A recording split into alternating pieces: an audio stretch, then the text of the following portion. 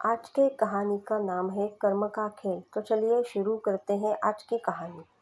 आप में से कई सारे लोग सोचते होंगे कि ईश्वर ने सबको एक समान क्यों नहीं बनाया, उसने सबको एक जैसी सुविधा क्यों नहीं दी। ईश्वर ने ऐसा इसलिए नहीं किया क्योंकि सभी के कर्म एक समान नहीं है।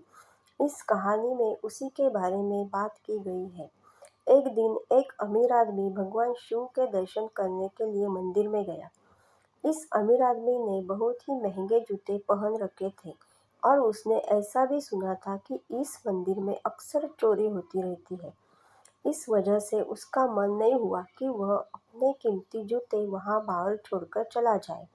जूते पहनकर वह मंदिर में नहीं जा सकता था और उसे ऐसे ही बाहर छोड़कर वह जाना नहीं चाहता था। अब वह करे तो क्या करे, वह बड़ी दुविधा में पड़ गया था। थोड़ी देर सोचने के बाद उस अमीर आदमी ने मंदिर के बाहर बैठे एक भिखारी से बात की। अमीर आदमी ने उस भिखारी को अपने जूते संभालने के लिए दिए। भिखारी भी उसके जूते संभालने के लिए राजी हो गया। फिर वो अमीर आदमी अंदर मंदिर में पूजा करने के लिए चला गया। पूजा में बैठे बैठे उस अमीर आदमी के मन में ख्याल आया कि भगवान ने कैसी विषम दुनिया बनाई है। मेरे जैसे कई लोगों को पैरों में कीमती जूते पहनने लायक बनाया है, लेकिन उस बेचारे भिखारी जैसे अनगिनत लोगों को रोटी खाने के लिए भी भीख मांगनी पड़ती है। वो अमीर आदमी मन ही मन भगवान से फरियाद करते हुए बोला कि आपने सब लोगों को एक समान क्यों नहीं बनाया, आपने सभी को एक जैसी सुविधा क्यों नहीं दी। फिर उसने मन ही मन में तय किया कि यहाँ से वापस जाते समय वो उस भिखारी को 500 रुपये देकर जाएगा। पूजा खत्म होने के बाद जब अमीर आदमी बाहर आया तो ना उसे अपने जूते दिखे, ना ही उसे वो भिखारी दिखा। उस अमीर आदमी को लगा कि भिखारी किसी काम से कहीं बाहर गया होगा, इसलिए थोड़ी देर तक उसने वहीं खड़े रहकर भिखारी का इंतजार किया।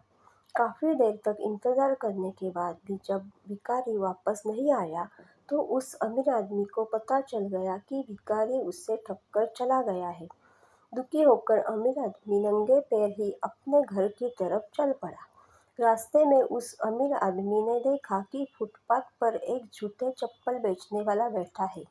अमीर आदमी एक जोड़ी चप्पल खरीदने के लिए उसके पास पहुंचा। वहां पहुंचते ही उस अमीर आदमी की नजर उसके जूते जैसे ही जूते पर पड़ी। अमीर आदमी पहचान गया कि ये उसी के जूते हैं। पूछने पर बेचने वाले ने पहले मना किया, लेकिन बार बार पूछने पर और दबाव देने पर उसने माना कि यह जूते उसे एक भिखारी 500 में बेचकर चला गया है।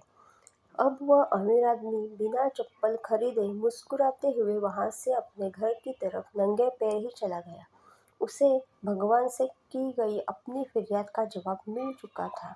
उसे समझ में आ गया था कि जब तक लोगों के कर्म एक जैसे नहीं होते, तब तक सब एक समान नहीं हो सकते।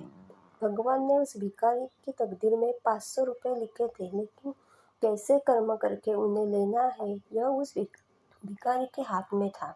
अगर वह चोरी ना भी करता फिर भी उसे 500 रुपये मिलने वाले थे।